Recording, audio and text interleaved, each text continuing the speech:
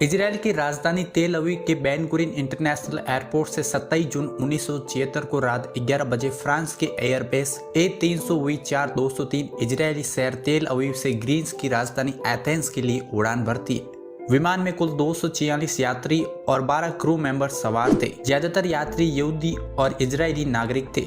करीब 1.5 घंटे की उड़ान के बाद रात 12:30 बजे प्लेन एथेंस इंटरनेशनल एयरपोर्ट पर पहुंचता है। अब विमान को यहां से पेरिस के लिए उड़ान भरना था। एथेंस में विमान में 58 और यात्री सवार होते हैं और इन्हीं 58 यात्रियों में से 4 आतंकवादी भी थे जिन्हें इस प्लेन को हाईजैक करना था। इन 4 आतंकवादियों में से 2 फिलिस्तीनी लिबरेशन गुट से थे, जबकि बाकी 2 जर्मन के रेवोल्यूशनरी सेल से जुड़े थे। रात ठीक 12:30 बजे विमान के टेक ऑफ करते ही अचानक चारों आतंकवादी प्लेन को हाईजैक कर देते हैं। इनमें से एक आतंकवादी कॉकपिट में घुस जाता है और को पायलट को बाहर निकालकर खुद उस सीट पर बैठ जाता है। पायलट और सभी यात्री अब उनके कब्जे में थे। प्लेन पर कब्जा करने के बाद हाईजैकर पेरिस की बजाय विमान को लीबिया के शहर बेंगाजी ले जाते हैं। बेंगाजी में विमान में ईंधन भरा जाता है। इस दौरान आतंकवादी विमान में सवार ब्रिटेन में पैदा हुई एक इजरायली महिला को बीमार होने की वजह से रिहा कर देते हैं। बेंगाजी में करीब 7 घंटे तक रुकने के बाद विमान एक बार फिर उड़ान भरता है। हाईजैकर्स के इशारे पर इस बार विमान का रुख अफ्रीकी देश युगांडा की तरफ था। 28 जून 1976 को दोपहर 3:15 पर प्लेन युगांडा के एंतेबे एयरपोर्ट पर पहुंचता है। अब मामला सचमुच खतरनाक हो गया था, क्योंकि युगांडा की जिस जमीन पर विमान उतारा गया था वहां का तानाशाह ईदी अमीन इन फिलिस्तीनी आतंकवादियों के समर्थन में खड़ा था। और इससे पहले कि इजरायली कुछ सोच पाते, आतंकवादियों के समर्थन में युगांडा की आर्मी ने एंतेबे एयरपोर्ट को चारों तरफ से घेर लिया। मकसद ये था कि किसी भी ऑपरेशन को शुरू होने से पहले ही खत्म कर देना। एंतेबे एयरपोर्ट पर युगांडा की सेना के करीब 100 जवान मौजूद थे, जिन्होंने पूरे एयरपोर्ट को घेर रखा था। इसके बाद विमान से एक एक करके सारे यात्रियों को नीचे उतारा जाता है और उन्हें एयरपोर्ट की उस ट्रांजिट हॉल में ले जाया जाता है जो फिलहाल इस्तेमाल में नहीं था। अब तक करीब 24 घंटे गुजर चुके थे और विमान के हाईजैक होने की खबर दुनिया भर में फैल चुकी थी। इस पूरी हाईजैकिंग की जानकारी न सिर्फ ईदी अमीन को थी, बल्कि आतंकवादियों को उसका खुला समर्थन भी था। जिस समय ये प्लेन हाईजैक करके युगांडा लाया गया था, उस समय ईदी अमीन अपने देश में नहीं था, वो किसी दूसरे देश में मीटिंग में गया हुआ था। 28 जून 1976 को एंतेबे एयरपोर्ट पर विमान हाईजैक करने के बाद पहली बार हाईजैकर्स ने अपनी मांग रखी। हाईजैकर्स का मकसद था कि इजराइल की जेलों में बंद 40 फिलिस्तीनी आतंकवादियों को छुड़ाना। इसके बाद आतंकवादी कीनिया, फ्रांस, स्विट्जरलैंड और वेस्ट जर्मनी की जेलों में बंद अपने 13 और साथियों की भी रिहाई चाहते थे। कुल 53 आतंकवादियों की रिहाई के साथ साथ उन्होंने $5 मिलियन अमेरिकन डॉलर की भी मांग रखी। अपनी मांगों को मनवाने के लिए आतंकवादियों ने इजराइल सरकार से सिर्फ 48 घंटे का वक्त दिया। 29 जून को युगांडा की सेना एयरपोर्ट के ट्रांजिट हॉल में कैद यात्रियों को 2 ग्रुप में बांट देती है।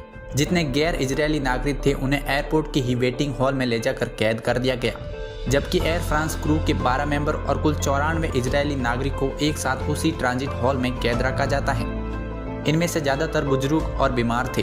इन सभी यात्रियों को स्पेशल विमान से पेरिस भेज दिया जाता है। 13 जून 1976 को मांगे माने जाने की मोहलत का आखिरी दिन खत्म होने जा रहा था।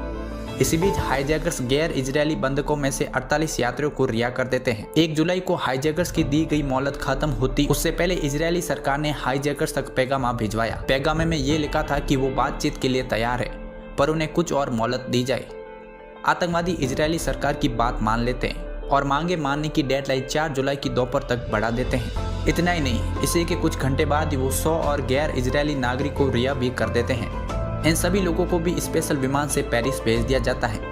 अब एंतेबे एयरपोर्ट के ट्रांजिट हॉल में सिर्फ 94 इजरायली नागरिक, फ्रांस के 10 युवा यात्री और एयर फ्रांस के 12 क्रू मेंबर, यानी कि कुल 116 यात्री बचे थे। इजराइल की सरकार के लिए ये वक्त बेहद ही मुश्किल साबित हुआ, क्योंकि न तो वो अपने नागरिकों और फ्लाइट के क्रू मेंबर्स को इस तरह मौत के मुंह में धकेल सकती थी और न ही आतंकवादियों की मांगे मान सकती थी, क्योंकि इजरायली सरकार का ये उसूल रहा है कि वो किसी भी कीमत पर आतंकवादियों से डील नहीं करेंगे। मगर इजराइल से इतनी दूर, वो भी अपने दुश्मन मुल्क में घुसकर कैसे अपने नागरिकों को छुड़ाया जाए, लगभग नामुमकिन सा काम था। हाईजैकर्स की दी गई मोहलत नजदीक आती जा रही थी। इजराइल सरकार ने इस दौरान अपने मित्र अफ्रीकी देशों और दुनिया के बाकी मुल्कों से ईदी अमीन पर दबाव डालकर बंधकों को रिहा करवाने की तमाम कोशिशें भी की थी, मगर बात नहीं बनी। हालांकि बातचीत के साथ ही इजरायली सरकार एक ऑपरेशन के जरिए बंधकों को रिहा कराने की तरकीब पर भी काम कर रही थी। बंधकों की रिहाई के रास्ते बंद थे। लिहाजा 3 जुलाई की शाम 6:30 बजे इजरायली कैबिनेट ने आखिरी फैसला लिया। फैसला था एक मिशन का। ब्रिगेडियर जनरल डॉन सोमरेन को ऑपरेशन का कमांडर बनाया गया। प्लान बेहद ही जोखिम भरा था क्योंकि ये दुनिया के किसी भी एयरपोर्ट पर अब तक का सबसे बड़ा और खतरनाक ऑपरेशन था। इजरायली कमांडोज को ये मिशन बिजली की तेजी से पूरा करना था, लिहाजा इस ऑपरेशन का नाम दिया गया ऑपरेशन थंडरबोल्ट। इस दौरान इजरायली खुफिया एजेंसी मोसाद लगातार अपना काम कर रही थी। रिहा किए गए गैर इजरायली बंधकों से बातचीत के बाद मोसाद एंतवे एयरपोर्ट और उसके हिस्से के बारे में तमाम अहम जानकारी जुटा चुकी थी जहां बंधकों को रखा गया था। इसके साथ ही हाईजैकर्स और युगांडा सेना की सही तादाद भी पता लगा चुकी थी। इसी बीच मोसाद को पता चला कि 1960 और 70 के दौरान इजरायल की एक कंस्ट्रक्शन कंपनी ने अफ्रीका के कई देशों में बहुत सी इमारतें बनाई थी। यहाँ तक कि युगांडा के एंतवे एयरपोर्ट का वो टर्मिनल भी इसी कंपनी ने बनाया था। कंपनी के जिस इजरायली इंजीनियर ने वो टर्मिनल बनाया था उसकी मदद से मोसाद ने उस जगह का पूरा नक्शा बना लिया जहाँ बंधकों को रखा गया था। 3 जुलाई को शर्म अल शेख एयरपोर्ट से रात 9 बजे प्लान के मुताबिक 100 इजरायली कमांडोज की एक टीम इजरायली एयरफोर्स के 4 C-133 हरकुलेस ट्रांसपोर्ट विमान से एंतवे के लिए उड़ान भरती है। इन खास विमानों में काले रंग की एक मर्सिडीज कार और लैंड रोवर कारें भी शामिल होती हैं। दरअसल मोसाद ने पता लगाया था कि ईदी अमीन काले रंग की मर्सिडीज का शौकीन है और वो जब भी प्लेन से बाहर निकलता है तो इन्हीं कारों का इस्तेमाल करता है, जबकि उसके साथ खास सुरक्षा के लिए लैंड रोवर कारों का इस्तेमाल होता है। प्लान ये था कि एयरपोर्ट पर उतरते ही इन्हीं कारों में टर्मिनल की तरफ कूच किया जाएगा ताकि युगांडा की सेना को लगे कि ईदी अमीन का काफिला है और वो आसानी से टर्मिनल में दाखिल हो जाए। लेकिन खामोशी के साथ एंतवे एयरपोर्ट पर 4 प्लेन को लैंड कराना आसान नहीं था। युगांडा की एयर स्पेस में चोरी छुपे घुसना था बिना एंतवे एयर ट्रैफिक कंट्रोल की जानकारी के, और ये तभी मुमकिन था जब विमान बेहद ही कम ऊंचाई पर उड़े, 30 मीटर यानी 100 फीट से ज़्यादा की ऊंचाई पर न हो। इजरायली एयरफोर्स की चारों कार्गो विमान के साथ 2 बोइंग 707 विमान ने भी उड़ान भरी।